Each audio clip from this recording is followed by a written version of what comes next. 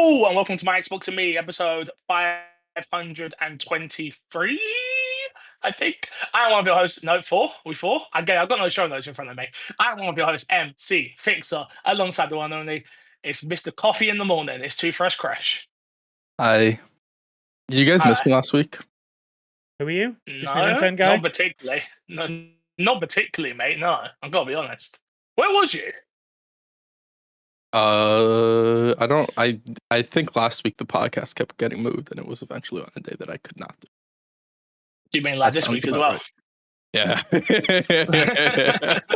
Sounds about You mean right. like this week? Yeah, we're recording late this week because I'm on holiday. If you cannot see, I am not in my office. I might sound a little bit different.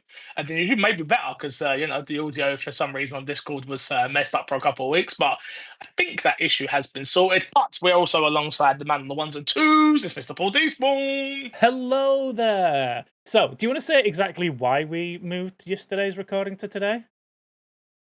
Yes, we should. Yes, absolutely. Because we also need to know something about we also need an that update. movie. Yeah. Very, very important. Very important. So yeah, we was meant to record yesterday, but unfortunately, my team, Steve's Boats and Hose, that's what our team name is. Steve's Boats and Hose. We're in a quiz that we do. We play bingo, and then we go into the quiz straight afterwards. Of course, very important. And we have come. We didn't rank once. We came third, and then we have this one. Which I'm happy to report, very important for everybody, that we did win this quiz. We did win. It was worth it. It was worth it, guys. It was worth moving the podcast back a day. We won the quiz. We got 19 out of 20 questions right. Nice. What was the one you missed? The one I don't remember. Oh God, I don't remember what the one was. We missed out. I'm just sort of there. How important were you for the quiz? Fresh. I think in the 3 days so far, I may have got two answers. One was these are all type of shots in what sport? Hook shot, a layup, and dunk. Basketball. The one they did get wrong that I knew the answer to was It was, what is the world's most famous fruit? Kresh, what's the answer? Yeah. The answer's banana. Who would have known? It's a banana. I said it was a banana. Everyone around my table looked at me like, "Are we allowed to say that?" You know what people be like. I was like, "Yeah, we can say banana, guys," and they were like, "We think it's a tomato." I said, "I think you're idiots." I was right. They were wrong, and that's why we came third and not second. Well, it's weird. I'm glad it was worth it this time. It was definitely worth moving the podcast. 3 times. Yes, and I went for a time massage as well. Oh, that's true. Yes, that's actually what the original move. That's actually a really good point. That's why it moved originally. Yep. Yeah. Look, I would say I'm sorry, but I'm on holiday. You're not. You're not. I'm not sorry. I'm not sorry. I'm at least here. Yeah, I was kind of looking forward to you coming into the podcast straight after your Thai massage because I was just looking forward to the most relaxed fixer on a podcast ever. Instead, I went into a bingo game, relaxed, and then into a quiz, relaxed, and then into a poll. I've done nothing, boys. I just want to be very clear. So for those who don't know, I've gone on holiday, but it's super last minute. I'm in Cyprus. I come back on Wednesday, so normal podcasting should resolve back to next week. The Patreon supporters will get early again from the week after. Shout out to our Patreon producer this week, of course, Erin God and Sam. Appreciate you both. Thank you so much for supporting the podcast as always. Really, really can't do it without you guys. But yeah.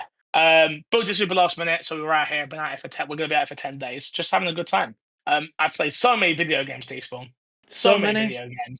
Yeah. So many video games. If you don't know, this is My Xbox and Me, our weekly Xbox podcast, right here on youtube.com/MyXboxandMe, and of course, all podcast services. If you want to support us financially, patreon.com/MCFixer is how you do it. It keeps the show going. It helps a lot more than I think many of you can imagine.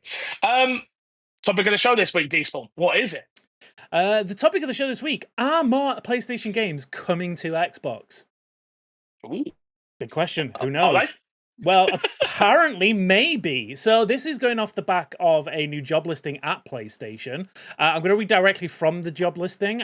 So you will be... This is for a multi-platform director which specifically mentions Xbox. They will be directing and developing a team of senior managers across multi-platform strategy, account management, platform sales, and planning. Direct reports include the Director of Multi-Platform Strategy for Account and Management. Here's where it gets interesting. Senior Manager, Platform Sales, Xbox and PC. And Manager, Platform Planning and Performance for PC and Xbox. Don't know why they did it the one way around and the other. Who knows? But yeah, so basically, PlayStation are hiring for somebody to manage their multi-platform suite of games, it looks like, and they are specifically referencing Xbox. So it seems, unless they are hiring someone just to look after Helldivers 2, we are going to see more games coming to Xbox soon. Well, sooner rather than later. I mean, we definitely will, but I also don't. I don't think Xbox being included in this case tells us like how many games we necessarily see. Because it could just be like, oh, partly is 70 or 80% of those games come to PC, and then you get a few coming to Xbox. I don't think that'll be the case. I think we're going to see slowly more on the Xbox side of things, where like you're going to have, I don't think they'll ever go day and date, but you will have like 6 months later, a year later, most of their library coming to Xbox. But it is a little bit vague to go off of job postings to give a direct statement like that. Yeah, I mean, we were just extrapolating this information from our job posting, right?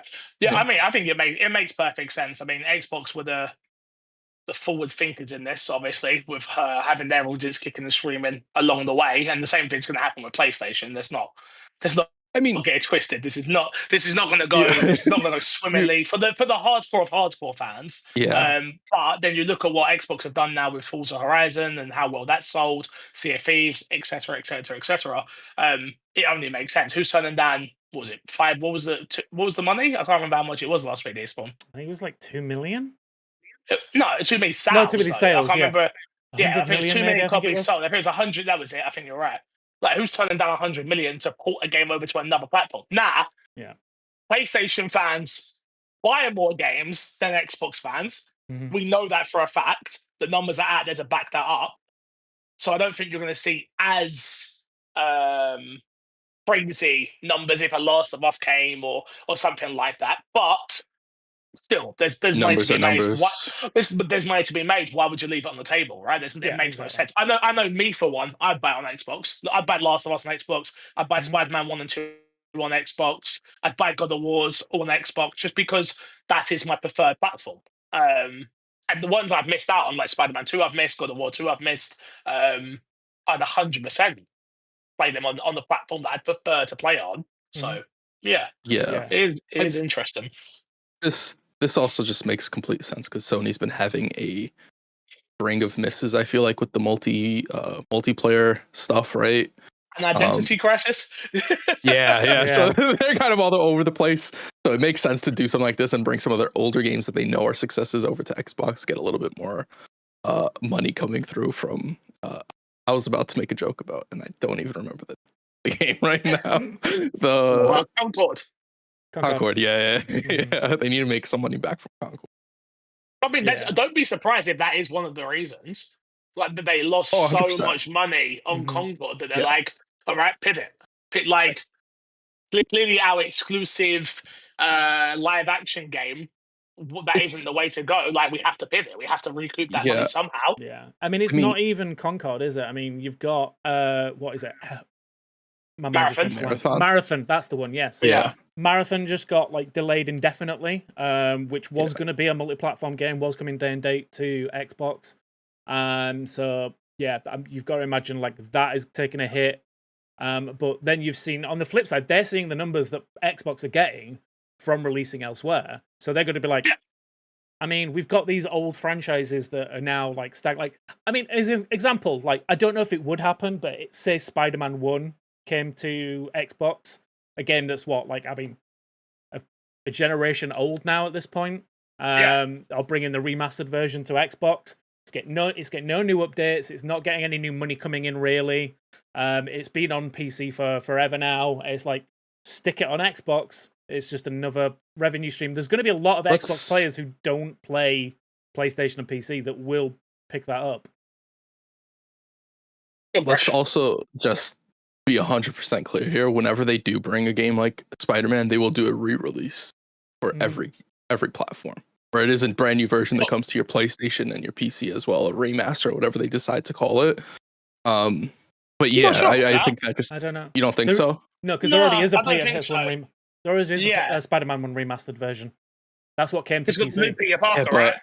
Yeah, but like if we're being real, Sony re-releases remasters all the time. Honest. Yeah. Do you know what I could say? I could see if they. I don't think they would do this because I think it makes more sense to do it one at a time. But I could see them doing like a package, potentially, and then releasing that. You know, like they did the Last of Us remaster. Yeah, and they came in that big. They came in the white case and all that stuff. Like I could see them potentially doing something like that. But on Spider-Man's case, just real quick, like to me, the thing I think you have to remember as well is they're going to be able to charge a full price for this game now. It's not going to be like $30 or $20 or a sale. Like this is a full price. They get to re-release this game at $60, $70, $80. Which this is something we've not seen in the industry so far, where a game could come out, it has its core audience by it, even if it's us on different platforms or whatever.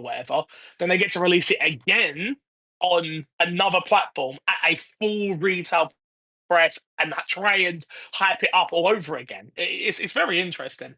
It's just so different. It was such a different games industry nowadays. Yeah, I am interested to see. I don't think we've ever gotten any numbers from X, and I don't think we'll get them from PlayStation either. But when you release games on another platform down the line, how much does it boost the sales on platforms that they've already been out on, just by word of mouth of people talking about games and stuff like that? Yeah. I don't know if that's necessarily what they're going for though. Like to me, from an Xbox point of view, I know that's not what you're saying. That's not what you're saying, but I'm saying from an Xbox point of view, right? Like think about it this way, right? I've got Johnny who plays on PlayStation and he really wants to play Forza, and it's like, all right, Johnny, well I've got it on Game Pass already. And that's all they need, right? It's like they've got me paying for my month to month of Game Pass. They've got Johnny over there who just wants to play Forza. He don't want to own an Xbox, but he'll go and buy it for £60, let's say. And then you've got Timmy over here who's got a PlayStation and an Xbox, and he's like, oh, I'll figure out which way I want to play it best. And then they're kind of covering all bases. It works. It works very multi-layered for them, really. Like it works. So it is. Like I say, it's that ease of entry. It's like just getting as many avenues as possible, and like the best case, all that happens is you've got 3 different, like you said in your scenario, 3 different people paying 3 different ways to get access to this game. And it's just like the same game. Yeah, and as long as someone's paying for it, it's like they're happy, and it's like, so yeah, I think it makes sense. And I think, like you said, like Xbox have been doing it for a while now, and it just like the numbers don't lie. We've seen it happen with Sea of Thieves. We saw it at Hi-Fi Rush. We saw it now with Forza. So we keep seeing the success stories from this this method that they're going for. And eventually PlayStation have now turned around and be like, yeah, let's get on board. I wonder how long it takes. You know, like we see I think we spoke about this last week, but like we saw Indiana Jones do the 6-month thing. And to be honest, that hasn't, at least maybe I've just missed the news on it or something, but we haven't heard numbers about that at all. No one, they haven't come out and been like, oh, that's sold gangbusters on PlayStation in comparison to anywhere. We haven't heard rumblings of it. We haven't heard any rumors. We haven't heard anything. So maybe that just didn't do as well as they were expecting, or maybe it just did fine. So does a platform that has access to Uncharted care about an Indiana Jones game as much? It's Indiana Jones, Kresh. Everyone loves Indy, remember? So I do, except for the game. So there's a new story here from Eurogamer back in April 27th this year. Indiana Jones and the Great Circle is selling faster on PS5 than it did on Steam and Xbox, with over 100,000 copies sold in its launch week. So it did all right. I mean, 100, yeah, sure. But then you've got Forza that sold 2 million in 2 months. Yeah. I mean, again, this was taken from sales week, so I don't know what the numbers are after the fact. So, but it looks like it was trending above everywhere else. So. I feel like if the numbers were something like super, super big, we would have heard about it. I agree. And again, I think it's an unfair comparison as well, because that game was pushed so heavily with Game Pass as well. Yeah. Yeah. No. Mm-hmm. Also, So- like Forza is like such a big niche as well. Like if you are a racing fan and you're on PlayStation, you've been playing Gran Turismo or whatever, you've probably been like, oh, I wish I had an Xbox. That is an experience I would want to have as a racing fan. I don't know if Indiana Jones, aside from being an Indiana Jones game, is something wholly like super unique. I didn't play it as much as you guys, so I can't really. I didn't play either. I didn't play a lot of it either. I No. just didn't do it for me. Didn't do it for me. But yeah, no, interesting. I mean, I'm happy. I'm happy we're going to start seeing more games come into. I'm happy we're starting to see it both ways. Mm-hmm. Because for the longest time, it feels like it was a one-way street, right? But yeah, we've already got Helldivers coming. What is out of interest, boys? What's the one game you would want next? Single player experience. What would you want? Probably Spider-Man 2. Mainly because it's a game I've not played yet. I've just not got round to it. I've not picked it up. It's they've announced that it's not getting any more DLC, so it is now feature complete, as we say. Yeah. So like they're not getting anything new from that game, so it would be a perfect time for it to like transition over to Xbox if it was to. Crash. God of War. One. Yeah, everybody deserves to play peak. You know. Yeah. Everybody deserves to be peak. They can play peak on PC. It's fine. I'd love the Uncharted collection. Yeah. Legit, to be I would fair, love the Uncharted collection. I'd love. Like, don't get me wrong. I'd love Spider-Man as well, but I would love to. I'd love for the Xbox audience to get 1, 2, 3, and 4 of Uncharted in like a special super duper collection. That'd be cool. I think the games you see first are stuff like the Uncharted collection, which we're probably not going to get another Uncharted game in a while. I wouldn't be surprised if you see Ratchet and Clank go over as well. With one of those games are bundled up like 2 or 3 of them at a time or something like that. I honestly wouldn't expect Spider-Man or God of War realistically to be over there right now. I think they'd want to test something first, or maybe Helldivers is the test, and maybe they don't care after that. Yeah. So maybe, I don't know. It'll be interesting to see what games they decide to start porting over first. Yeah. Fair enough, boys. Fair enough. Teaspoon. Well, what's been in your box? What has been in my box is the thing I can't talk about. I've been playing Grounded 2. You'll find out more about that when Embargo drops. All I can say is that I've been playing it. But also, I have been playing a little game that I think Kresh is familiar with. It's a game called Wuchang Fallen Feathers. It's a new Souls-like from 505 Games, and Lienzi, I think, is the studio who made it. I think they made it. I'm watching the trailer now. Now you can watch the trailer for you video watchers. I put in a couple of hours into it. I've uninstalled it. I did not enjoy it. My main issue with the game, and it's not like the concept of the game is great. I love it. But the moment-to-moment gameplay is fantastic. But when you start getting to the boss fights, you see these glaring issues with the game. The main one being the lack of any consistent like iframes and in the game. Like the specific moment that I knew I was not going to play this anymore is when I was in an unstoppable attack pattern that I was attacking the enemy. They weren't reacting to my attack and then attacked me, and I took damage while in an attack animation. What the fuck? That's for me. Is that not Souls games? No, because Souls games usually give you a bit of leeway in like, as if you pull off if the enemy's in the middle of attacking me and then I start an attack on them, that's fine. But if I start an attack, it doesn't stagger them in any way. They just ignore it and then attack me, and it's just like, what the fuck? Souls games. That's bullshit is what it is. That's Elden Ring as well. You have situations like that in Elden Ring unless you're using a big beefy weapon. That is just these type of games. Not to the standard that this was, where it was like, it just didn't seem... my hits didn't seem to have any effect on the... Like, obviously they had damage effect, but like, the enemies were just like, cool, I'm just going to hit you now. And it's just like, what the... Like, it didn't feel reactive to anything I was doing. And I kind of want some reaction to what I'm doing in game. Here's my genuine question for you, real quick, right? Because I think this is where the Game Pass conversation comes in. You're planning to be a Game Pass, right? Yes. Now, do you think you have potentially given it a shorter amount of time and found an issue with the game because you've been able to, you had that less barrier to entry with it because it hasn't cost you 80, 60, 70 dollars, and you are able to just go, well, I already paid for Game Pass, I don't care anymore. Where if you had paid the money, do you think you would have persevered with it a little bit longer? No, I spent like hours, like a good solid hour on this boss, and I was like, I just every single time, like I would have been annoyed regardless of how much money I spent on it. And this ain't that just Souls games? I'm No, again, I know I'm not an Elden Yes. Lord like you guys. I mean, but it sounds you don't like know. it's Souls games. Like you spend hours on bosses that you get stuck on, and then you beat it, and that's the moment. That's Which boss was it? This one? Do you know? So it's the one. It's relatively near the beginning. It's the dude where you walk into the area, he sets fire to it.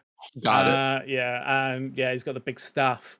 And yeah, I spent way Okay. too long trying to deal with him. It's just like he just did not react to anything I did to him, and like it just didn't feel good to play. It's not so much like I'm trying to nitpick it. It's just like it genuinely did not feel good to fight which them. is fair. I will say I think the game does that very specifically because there's also in the skill trees for weapons and stuff like that, you do unlock abilities for weapons which are clashes, which is on certain hits in your combo, you can clash with the enemy, and so you'll negate the damage that you would have taken because your weapons clash or whatever. Yeah. So I see what you're saying. I just think it's a purposeful thing in the way they design the combat, which Then- it's just not for you, which is fine. If that's the case, I just don't think it's a very well designed. If you have to hide something in a skill tree to make the fighting palatable, I just don't think it's good. You don't think it's hiding it because you have the same thing you're talking about is when the enemy starts an animation and you attack them. Sorry for any get audio staggered. listeners. Fix is just dancing with cans of Coke. Yeah, We can't hear him because he muted himself.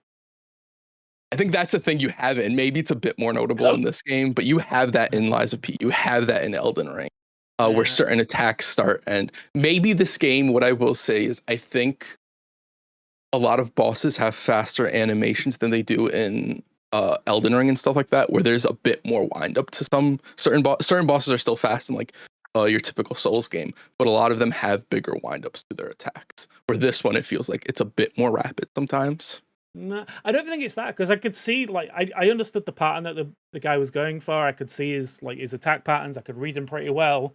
But it's like when I feel like I've read it and then I attack and he ignores it and attacks me back and I get damaged in the middle of my animation, it just doesn't feel good to me.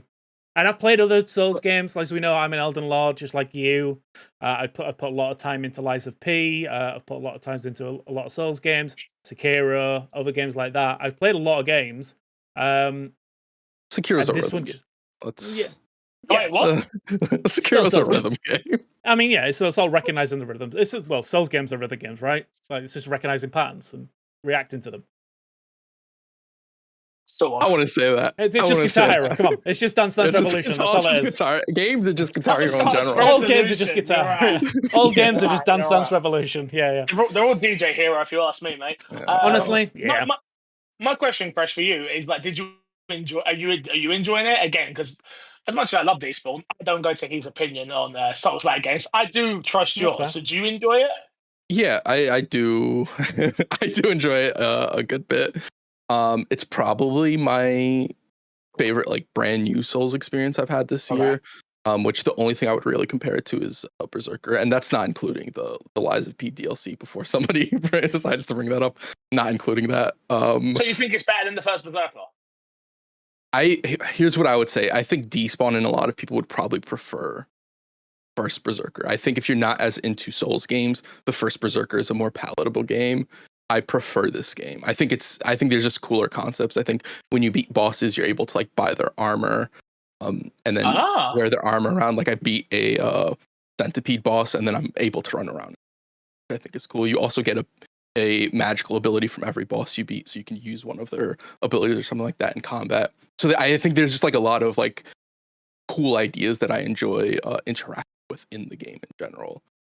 Will I like it? No, I think you'd sooner like first Berserker as well. I agree.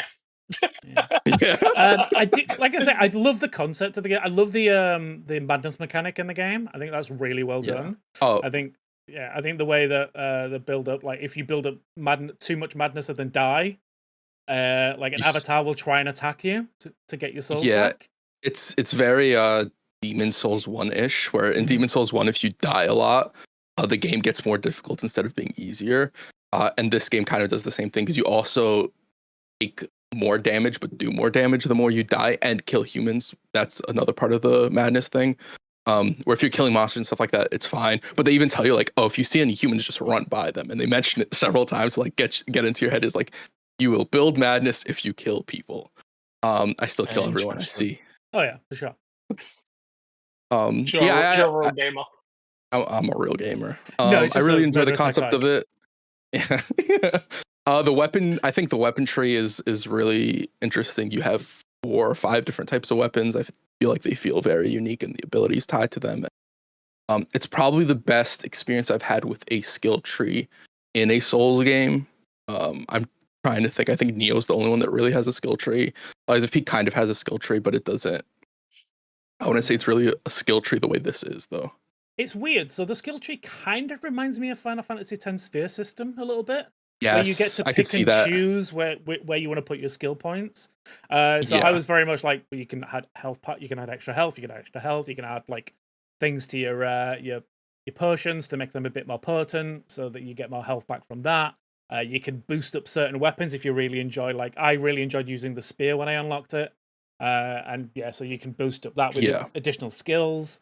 So I do like that. I do think it's really good. I just think those moment-to-moment gameplay elements just did not work for me. Which is fair. Yeah. I don't think you're wrong for not enjoying. Like, I see what you're talking about with the combat. I personally wouldn't call it a flaw, but I understand why you do view it that way as well. Yeah. Maybe I'll come back to it with a fresh set of eyes when I've got more time. I'm also very busy at the moment. That was kind of my point. You're obviously working on something else that you can't talk about yet fully and stuff like that. So like, you don't have your full attention on it either. It's like, oh, new games drops, let me check it out. But it's maybe not hit at the right time for you, potentially. Maybe. Yeah.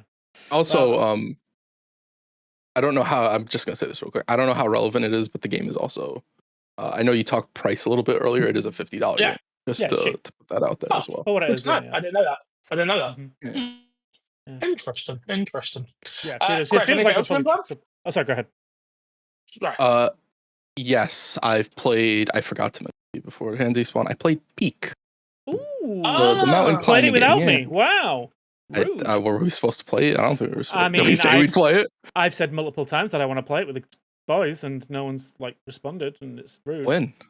Like every single podcast is like, I want to play Peak. I don't recall. Was this the week I was on that you said it? When it was just you and Fix? Yes, because this game came out last week. Yeah. No, I've been saying it a few weeks now. I think this would make a really good stream game for us all. But then I agree. Fix had to book a holiday. Kresh had to You're right. I do remember it. But like Mm-hmm. the problem is, like, Peak is behind Repo, which is behind more Lethal Company, which we haven't gotten to. Oh, we're not going back to Lethal Company. Yeah, but I don't want to play Peak with you guys. So Lethal Company's up first. I'm joking. It's a joke. I'd love to play Peak with you guys. Well, you know what we didn't talk about today yet? Fix. Night Rain has a 2-player mode. We should play it together, me and you. We can finally play the game and enjoy it. Woo! Yeah. Without this lead weight around our neck here. It's not out yet. It comes out on the 31st. They announced it on Friday, I think it was. I would love to watch you both play Night Rain. No. One thing I will say is I would love to play that one more time. To give it a full before we do our game of the year talk and all that stuff, right? I'd love to play that one more time. Because I do think with a group one more time, and we need to give it some proper time as well. It can't just be 2 hours and we will get frustrated. Like, I actually want to give it some time. So just say time one more time. I dare you. Time. And that's Fix off the podcast. Please, I want to go back to the poll, so please. I mean, you could have done this from the poll. Your punishment is staying on this podcast. After we're done with this, we're going to have a team meeting, and you're stuck here now. You're not going to leave. No more quizzes. I'm doing a Matt P after this podcast. I'm leaving instantly. I promise you. Instantaneously. Kresh, tell us about your time with Peak. Yeah, I've had some of my friends have been playing it, and they've been pestering me to play it, and I finally caved and got it. So I wasn't just avoiding you guys playing it. I just had next to no interest in the game. It's fun. It's fun. I don't know if I'm necessarily super into the climbing aspect per se. I think it's a fun situation you get put in with your friends and just chatting about and shitting and making jokes with each other. As you're climbing and fucking other people over or getting fucked over. It's a fun time. I do sort of put it in a similar pool to, I mentioned them both, Lethal Company and Repo, where it's sometimes more so Repo than Lethal Company, where you just sit down with some friends and you're just having a good time.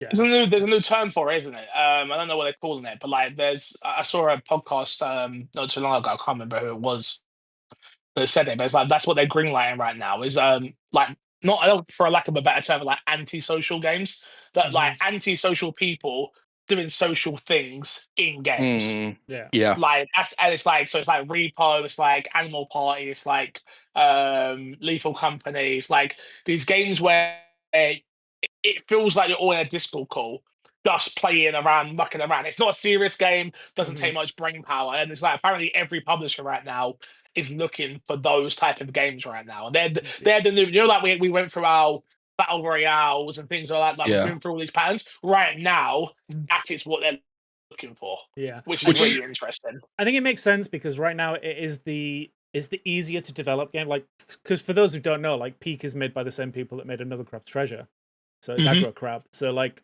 they come off the back of that. This was, I believe it was like a game jam that they did internally just to blow off some steam. And this is what they came up with, and then they've expanded on it. So it's a small part of the studio working on this, and it's done massive numbers. So yeah, it makes sense that like studios are wanting to like kind of capitalize on that because like, you know, making games is expensive. If you can do it with a smaller team, why wouldn't you? Yeah, I mean, I think for some reason it surprises me that someone hasn't thought about it quicker, right? Like especially with the streaming community, right? Because all you need is if you can get a group of people to play something and it make it look fun, that usually spreads like wildfire. I think it's where the industry was, and to a degree still partly is.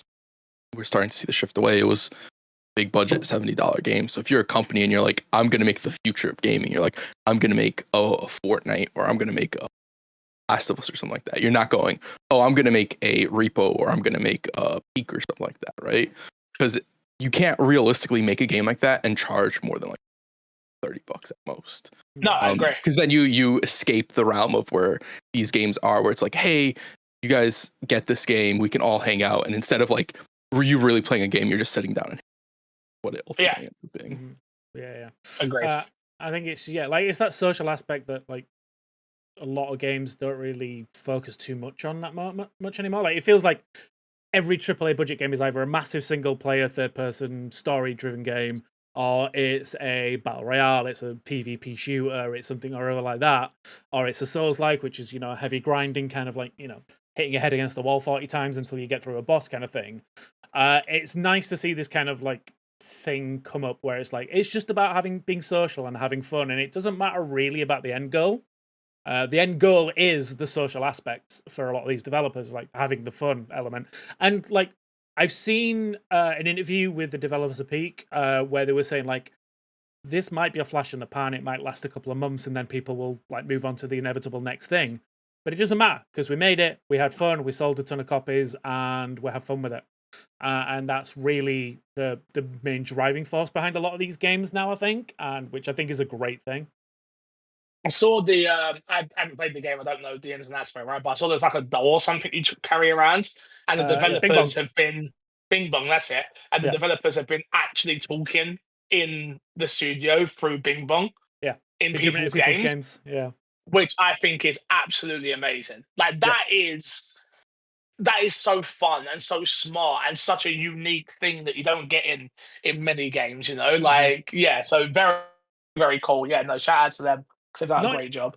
I'm gonna say, not even is it like it's a fun like little concept, like that's great marketing. If you get that in your game, it's like I'm clipping that and putting it online. It's like free marketing, it's like free advertising. Yep. And people now I saw that and wanted to play the game even more because I want that to happen to me. Yeah, exactly. No, 100%. 100%. Anything else, Kresh? I've been playing new Warframe update that came out a little while. Good. Warframe had their big conference thing, which is more like BlizzCon, where people go, they cosplay a bunch of stuff. They have what's going to be happening next in the game. It was all very cool, all very, very exciting. Thumbs up to Warframe. That's about it. Okay. I haven't played anything other than that. Can new people jump in? Would you suggest or not? Keep saying I want to play it. That's a no. That's a no. That's look, a no. yeah, here's the thing. Here's the thing. I think Despawn will get. There's a certain point in the game where I think the game and what the game does and the concepts, because it ends up becoming a sci-fi horror game during certain parts, and I think it's very Despawn coded. It's just the rest of the game is a lot of grinding. I don't know if I would recommend it because of that. So it's a hard game because they do so much with Warframe that it's hard to be like, you like this one thing, so you'll like that and you should play it. It's like they do that, but they also have a part where you're flying a spaceship and doing space battles and doing all this other stuff. And some of it's cool, and I think some of it's cool, but some of it's also very grindy. Yeah, it goes through a lot of different stuff, and it does a lot of it very well. And it doesn't give up on ideas, and they'll update it over time until it's like, good and stuff like that. But it's a hard one to ever recommend, but also a hard one to ever say don't play it. Yeah. For a man who has no time, yeah, that's probably a good shout. Okay, yeah. I'll stick to shouting at Wuchang instead. Then yeah. Sounds good. I've been playing a little video game by the pool. I started it finally. Death Stranding 1. Oh, I've heard of this game. Tell me about it. There isn't much for me to tell you because I haven't played much of it. Okay. I don't think it's a by the pool type of game. Put this: number one, Cyprus is very hot right now. It is 37 degrees, pushing up to 40. So every time I sit down to play, I play for about 20 minutes. And Kojima being Kojima, love him, but that is literally maybe just a cutscene. Yeah. Which don't get me wrong, I love. And I'm sitting here and I'm like, oh, okay, I didn't. Not most people play it, so it's not really big spoilers like anything. But I didn't know any of the concept of the game. Right, I've seen either at the Keeleys or a trailer here and there, and now I know what the baby is, and it makes sense. And he cries, and I've got this thing, and this dude's dead. And I'm like, oh, okay, cool. This is actually a me game. I should have played it, but I haven't really got to the gameplay part of it.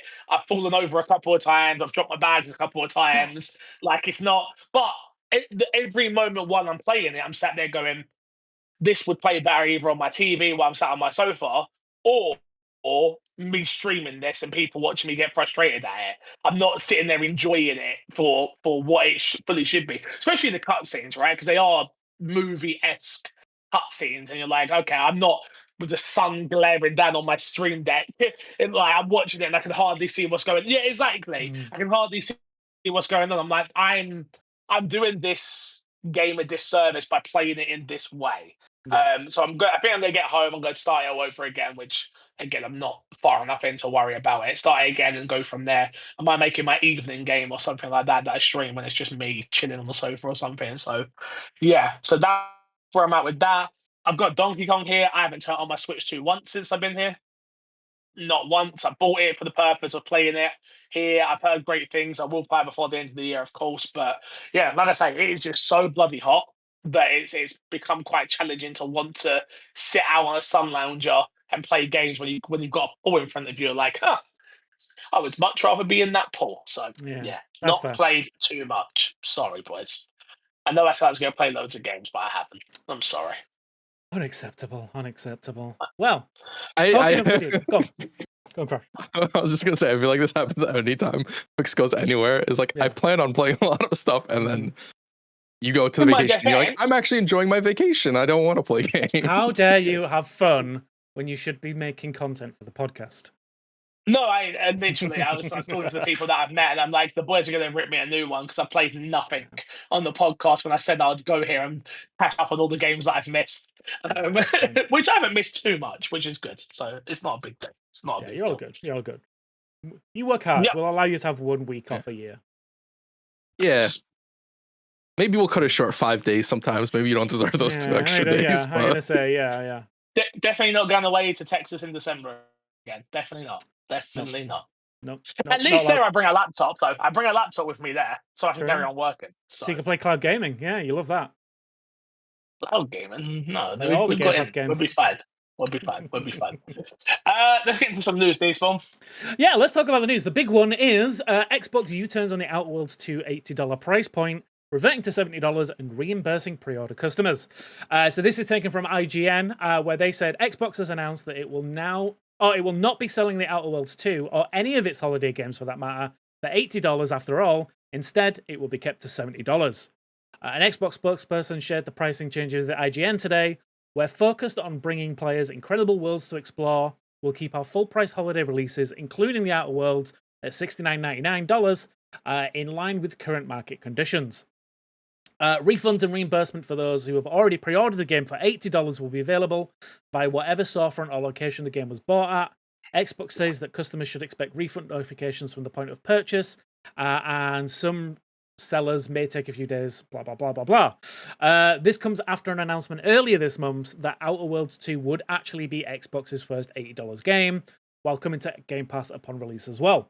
At the time, Xbox cited market conditions and rising cost of development as a reason for the price increase. The original Outer Worlds was $60 at launch, and a number of fans actually criticised this move, specifically in light of the Outer Worlds' generally anti-capitalist themes and story.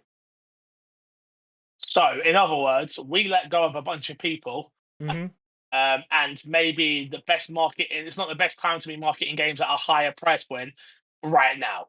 Yeah, or option B is they released it at $80, no one pre-ordered it, and they went, oops. Or option C, both. Both. Yeah, true. All of the above. Yeah. All of the above, yeah. All of the above, yeah. Yeah.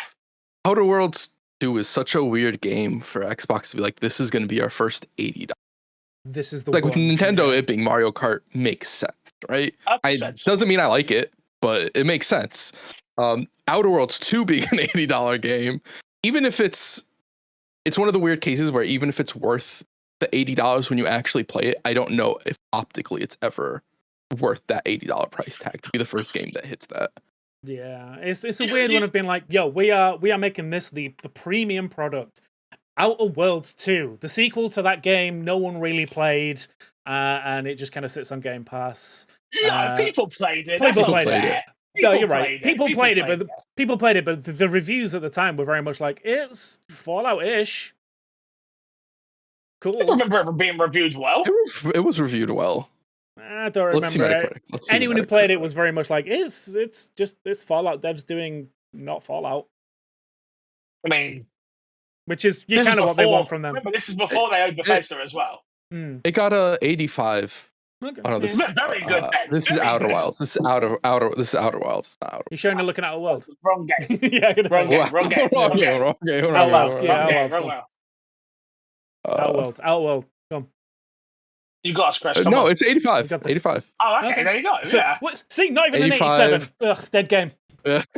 It's 82 on PC, 85 on PlayStation and Xbox, and then the Switch critics review, which is maybe where T-Swag got all his information, is a 66. There you go. Shocker. Yeah.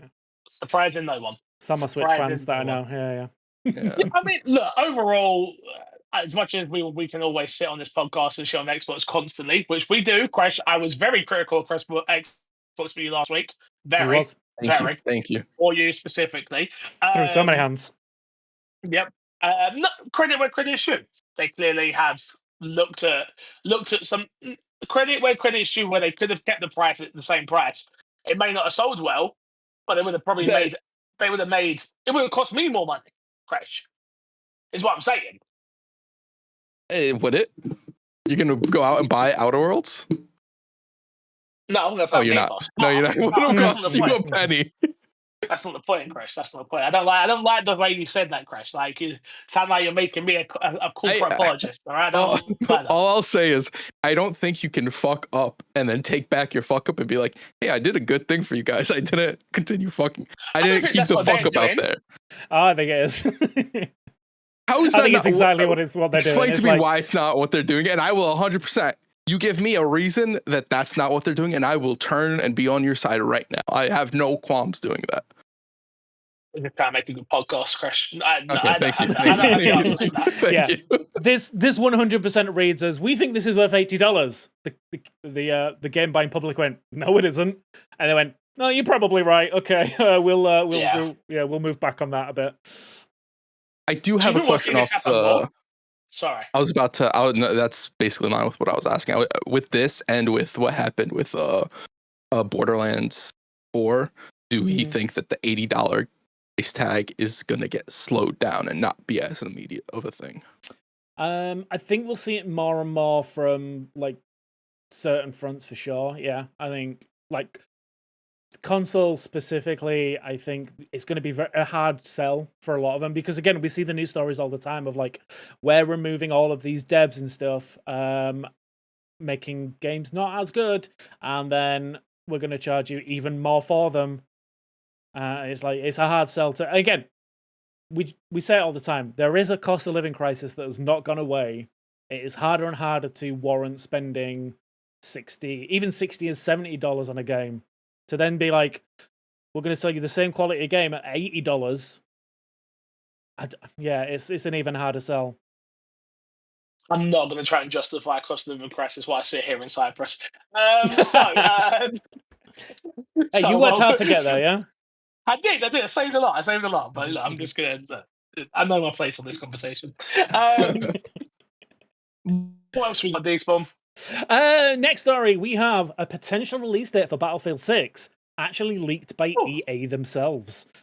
So this is coming off the back of a now removed post on their website talking about the pre-order bonuses for Battlefield 6, which we just got a new trailer for, and man, it looks explosive.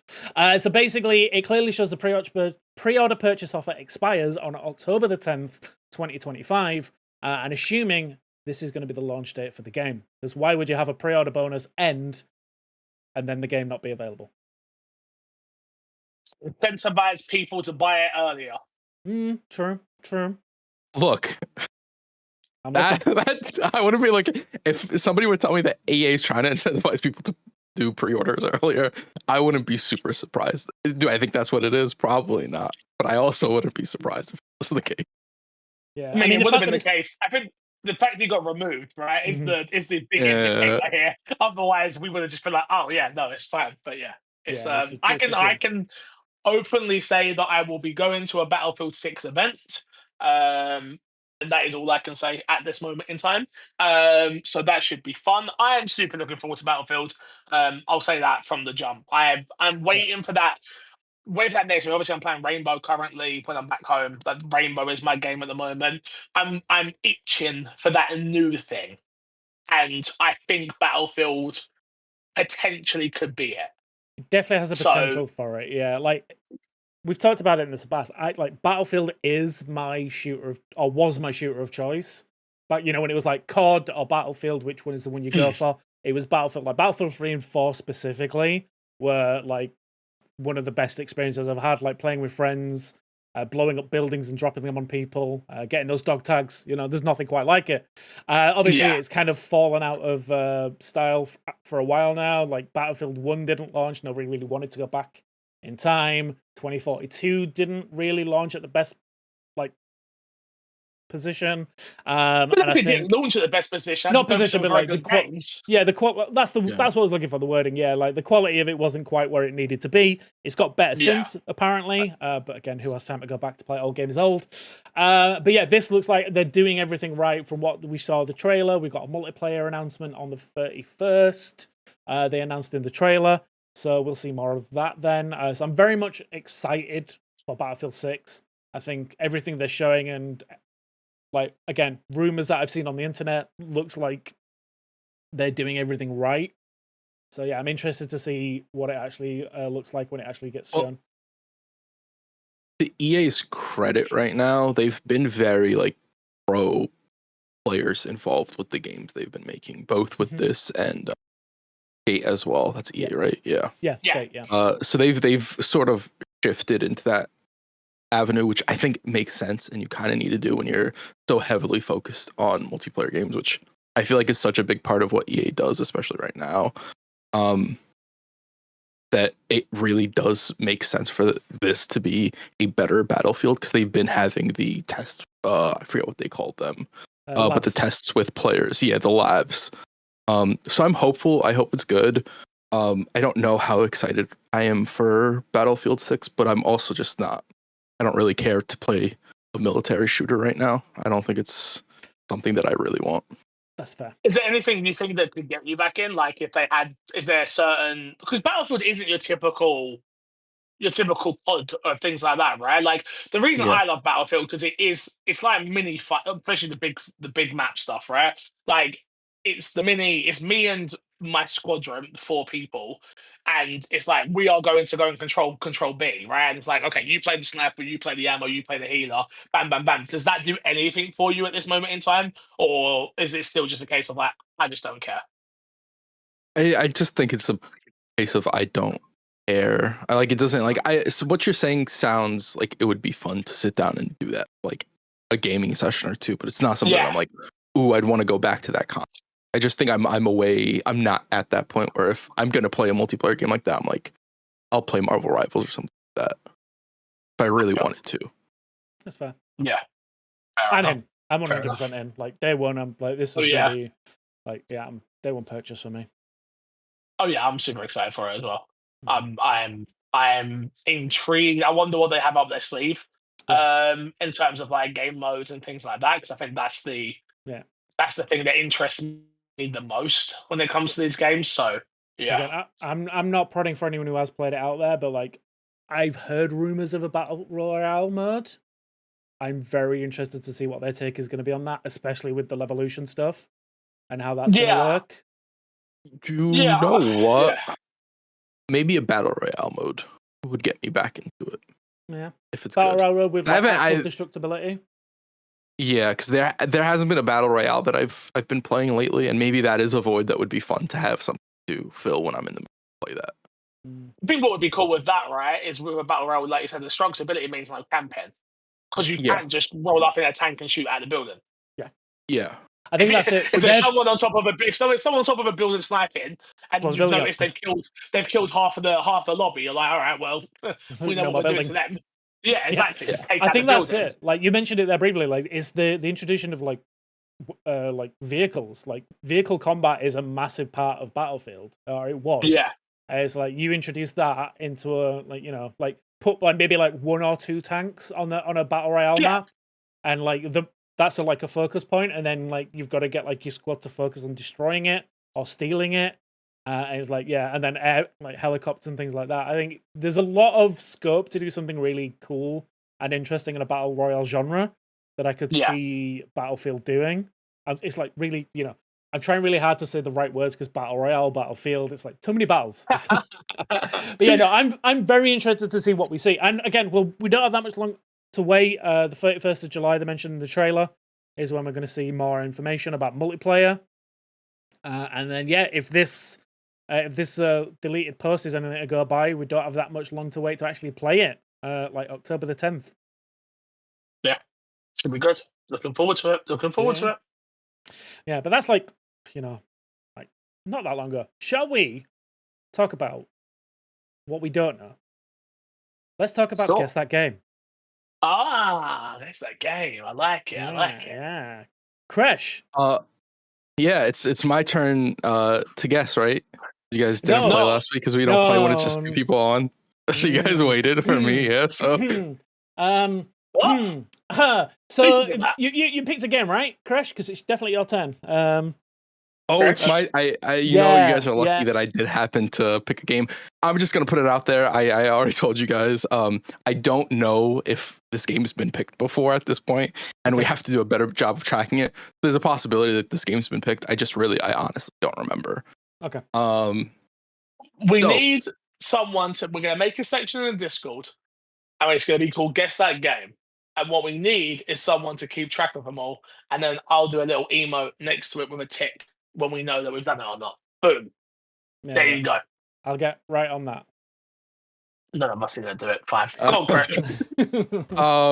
Get Matt to do it. Okay, so guess that game. That's the game where one of us picks a game, the other 2 or 3 when Matt's here, or apparently 1 when it's just one person. Takes turn guessing the game. The person who picked the game responds in yes or no's.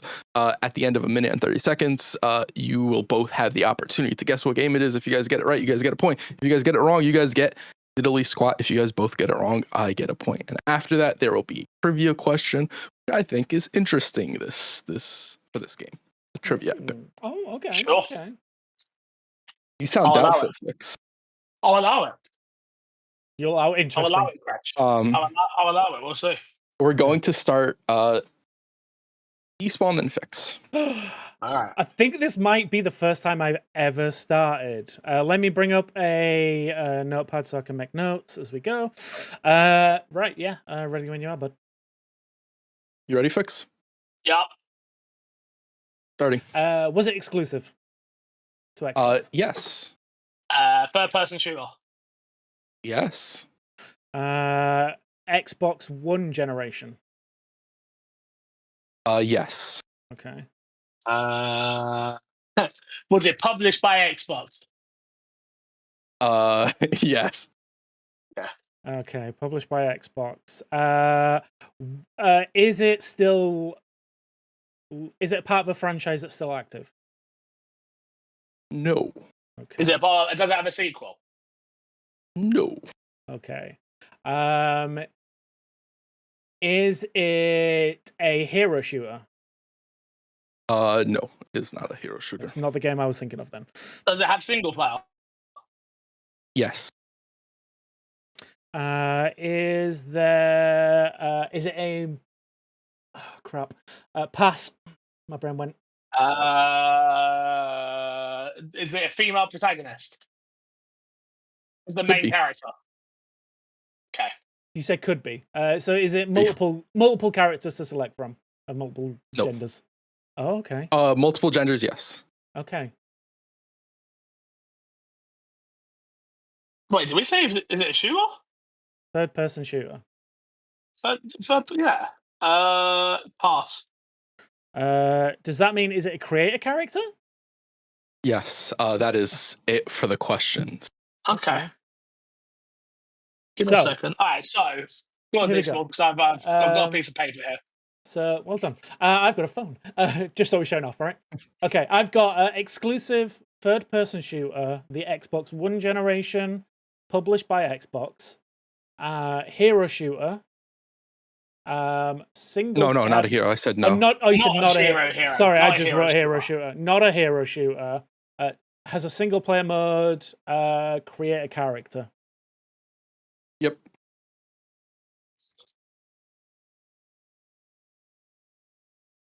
Trying to think of a third-person shooter published by Xbox.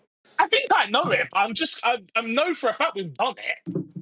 Okay. Well, then if we did, I don't He said he remember if we didn't. did. Okay. Yeah, I don't remember. So if you think we've done it, take the guess because it's a very real possibility that I just don't remember. Yeah, my brain's completely gone, so I don't have an answer. Sorry. Fix, what's your answer? Is it Sunset? Yeah, we've done Yeah, we have Sunset. Definitely Sunset. Yeah, we Oops. definitely done Sunset. Yeah. I don't. It's fine. I don't That's one for remember. me. Give me my point. Give me my point. I'll give you your point. Thank you. There you go. Do you want to know the points while we're here, by the way? Or should we wait till we've done the... No, let's wait till we've done... No, let's wait till we've done the question. Ask me a question, doesn't give me the answer. Typical. All right, what's the trivia? Hit me. Okay. So, Sunset Overdrive had a budget of $42.6 million. That's a lot of money. I want you guys to guess how much net sales the game had. The person who's closer. It's the trivia question.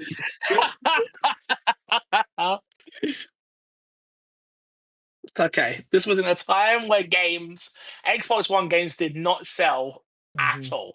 No. Xbox One generation was not a good time. I'm gonna say what was the nearest we're going for? What did you say? How close do we need to be? Whoever gets closer gets the the Oh, point. okay, cool. I'm gonna say my answer after Fix gives his. Here's what I will say is that if you guys are both way off, I'm not giving either of you the That's point. fine. Yeah, like if we say like 1 million and it's 240 or something, you're like, no, yeah, okay. Yeah. I think it sold 1.75 net. So, okay, 1.75. Okay. Okay, just to clarify, are we talking about how many copies it sold or how much money it I was made? gonna do money, but I can do either or. Either I or. was Okay, saying like how much they generated from net sales. Okay. Fix, do you want to re-give your answer? I've got a number Wait, in so my what head. is it number? I'm confused. Wait, so How much money did it make? How much money did it make? Yeah. I'm not uncomfortable. 1.7. You think it made 1.7 million? Okay. Off a 42 million budget. Yeah, I'm comfortable there.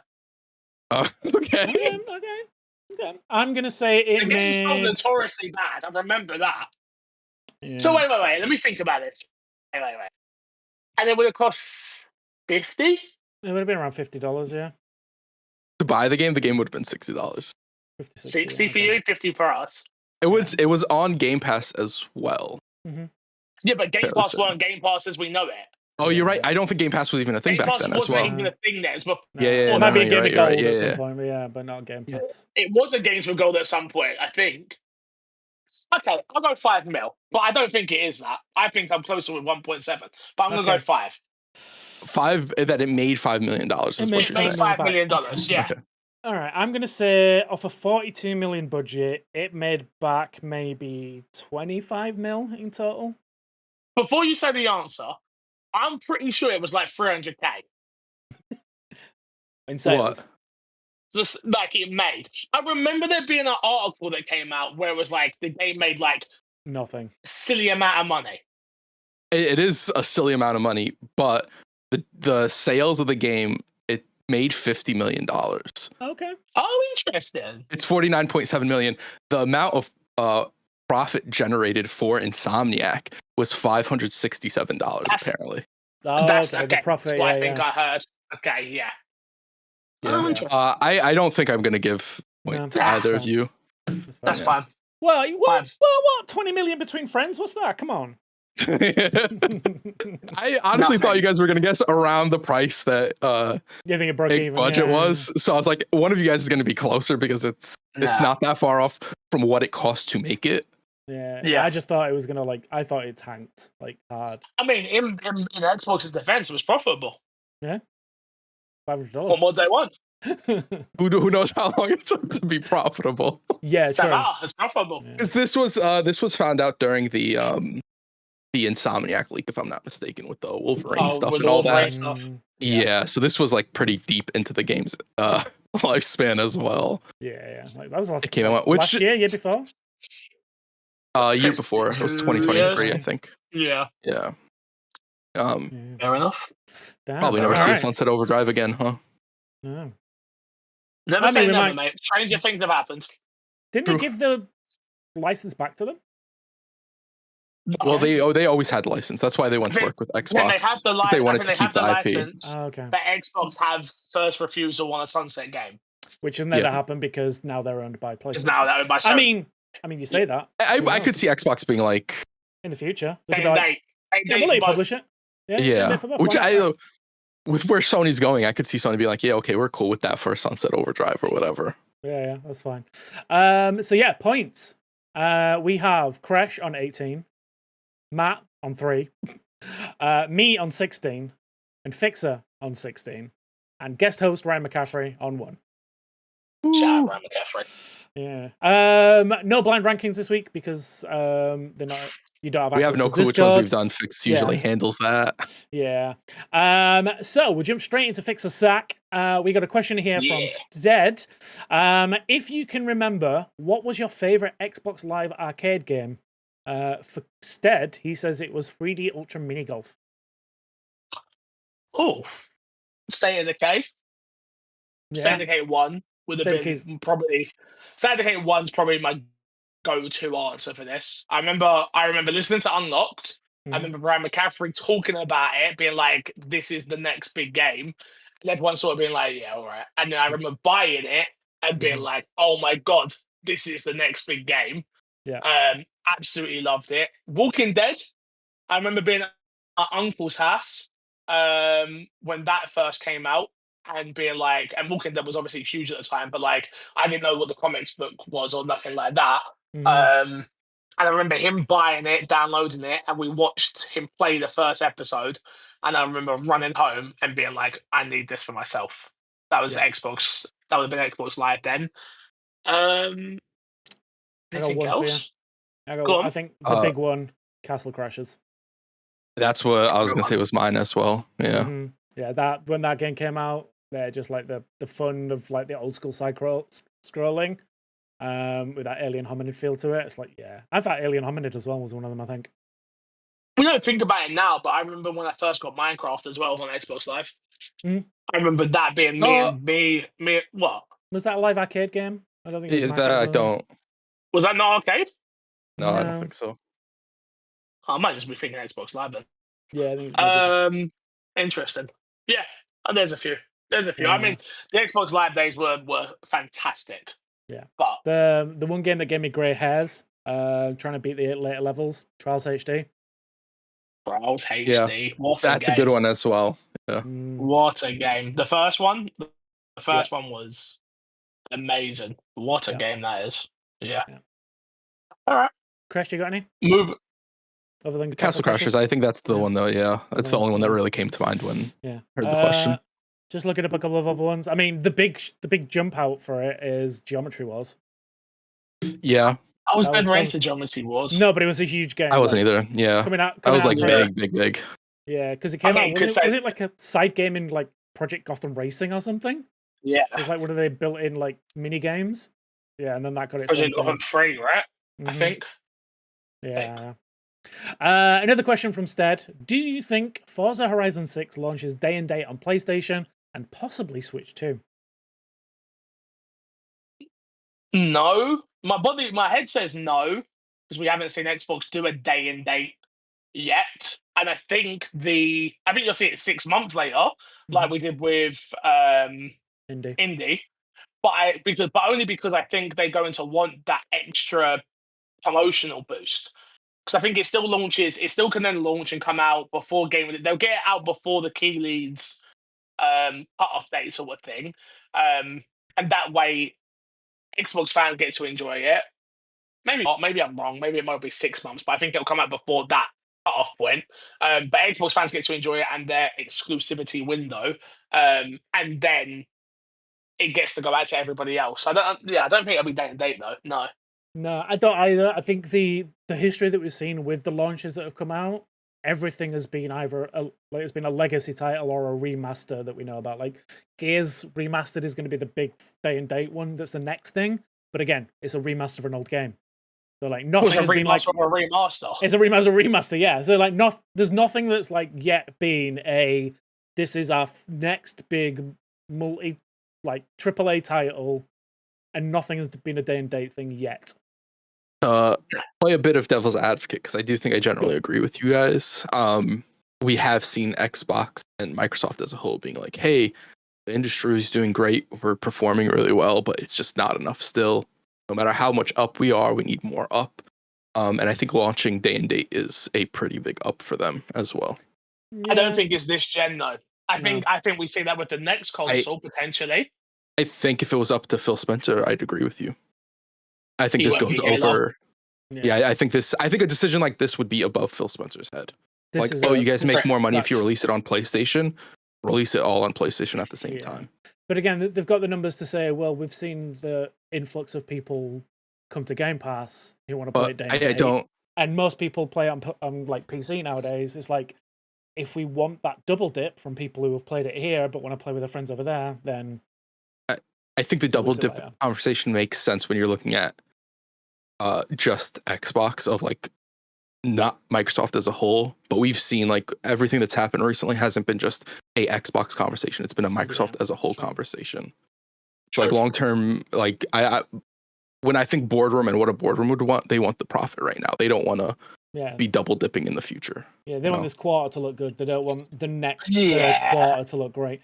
Yeah, but It's also I guess short-term thinking as well, though, from them. Yeah. And I think Yeah. you've got to have people in the room that understand long-term thinking, protecting the brand and things of that nature as well. So yeah, I'm interested to see. Again, what is the next? I guess Fable's the next big AAA title, right? That's due.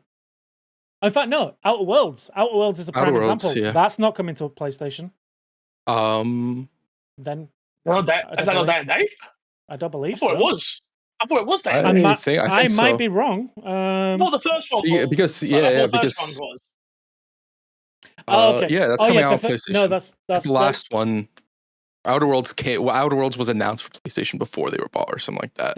right. Yeah, Okay. It would fall exactly. into like the weird Bethesda murky area of like of- it'd be weird to like yeah. the Starfield. I don't think Outer game. Worlds is like dictates it anyway. No. I guess Fable after would that- probably be the next big one. Like whenever we get the new Yes. launch, just the new launch date for that. It should be like early next year. So that'll be a good point. I don't think Fable, I think even if Forza does come over to PlayStation, I don't know if Fable would be one. Because the thing with Forza is like you could see like Forza sells well, and Fable there's not a viable thing that a boardroom would go like, oh, it does that much numbers. Put it over on that. I think I think you're right. I think the next Forza is the benchmark for this conversation of like what is the plan going forwards. If Forza's day and date, then I can expect everything else following that to be day and date. Yeah. Agreed. Yep. And then question finally. Oh, got two questions. One from Lil Smee. Which video game character would you like to join the podcast as a guest? Oh, that's a good question. I don't know. Yeah. The main character from Hi-Fi Rush. Yeah. Here's the thing. Like, if I'm thinking video game characters, I don't want to stick in the mud. Yeah, that's fair. Yeah, a lot of you video want game some characters energy. are realistically sticks in the mud. Yeah, Yeah, like you wouldn't want to hang out with Cloud. Kratos, would you? No Cloud- Kratos, Cloud Drag is just like- nobody from Gears. Maybe Baird would be like, could be a fun one from Oh, Gears, no. but even then, I'm sorry. I would 100% do a podcast with Coltrane. Coltrane would be. You know good. what? Yes, Yeah. Coltrane would be good. That is 100%. Like, that's a good call. That's a good call. Yeah. Yeah, no, that's my choice. Coltrane. Yeah, I'll do a podcast with Coltrane.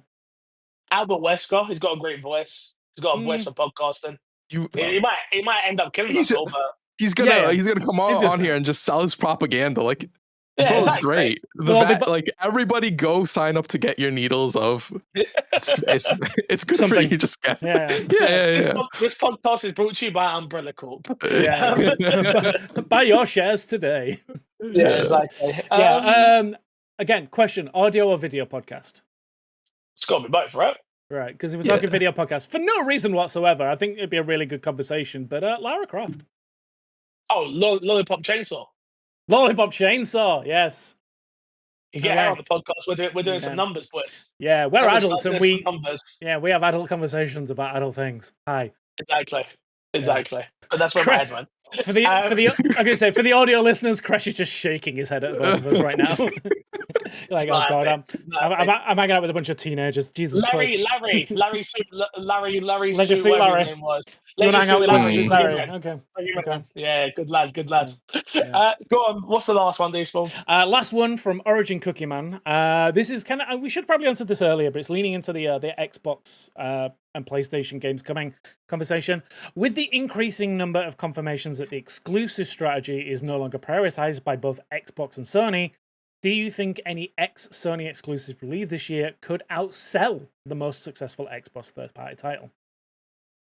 So basically, if a PlayStation game comes to Xbox, could you see any of them outselling the most popular Xbox title for that year? On the Xbox platform, possibly. I think overall, no, because most PlayStation titles have already been. A lot of them have been on PC already. So it's like hard to fathom a situation where there would be enough new people wanting to play the game to outsell Xbox releasing on it. Unless you're talking about like a game that isn't like that releases on PlayStation or not PlayStation on PC and Xbox and an Xbox first party exclusive that releases on PC and Xbox at the same time. Pace, maybe. I think it depends on the game. I think there's games that wouldn't, and then I think there's games that would as well. Yeah, I don't know.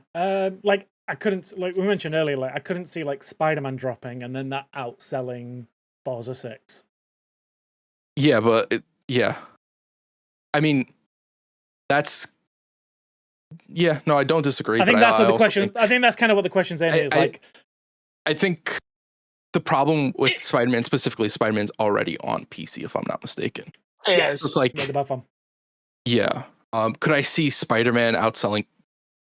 No, because the thing is just with like a lot of PlayStation has been re-releasing the same games for a while. They haven't had a whole lot of new games to be like, oh, this is the first time you're going to get it on a place outside of PlayStation. I'll be honest, I've been relatively disappointed with PlayStation this cycle, like this generation of their it's been mainly just re-releases and remasters. Yeah, and they're like that's a conversation for a different day. It is, but it's like, here's my one.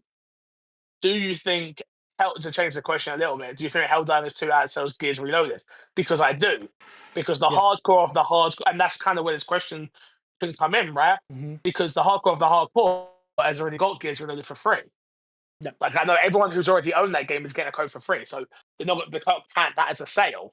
And I can see a lot of people who haven't played Helldivers 2 on PC or on on PC or on PlayStation, buying it. So that could be the game that outsells it and could do pretty well.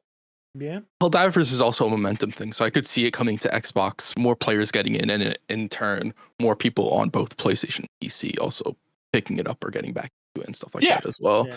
Gears of War is like, it's a known quantity, and the only place you're really looking at is PlayStation. I think it'll be interesting to see how well it does on PlayStation, especially because it is Gears 1. It's not like one of the newer Gears of War games. It is a little bit outdated. On top of Gears of War is just Gears of War.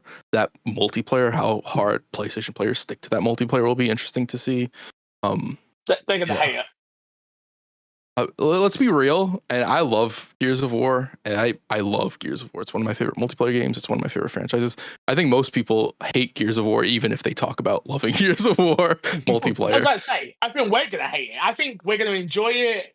It's gonna be one of those games where every 3 matches you enjoy it, and the others you're just getting destroyed. Yeah, just shotguns to the face. I just want Wingman. Oh, Give me Wingman. Don't. But even then, I don't think you would.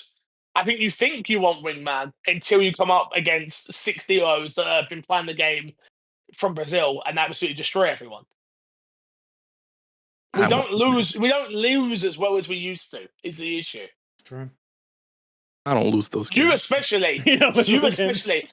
We can play games together, and the minute we lose, Chris, I'm done, guys. No, you want to know what it is? You say it's the minute we lose. That's incorrect.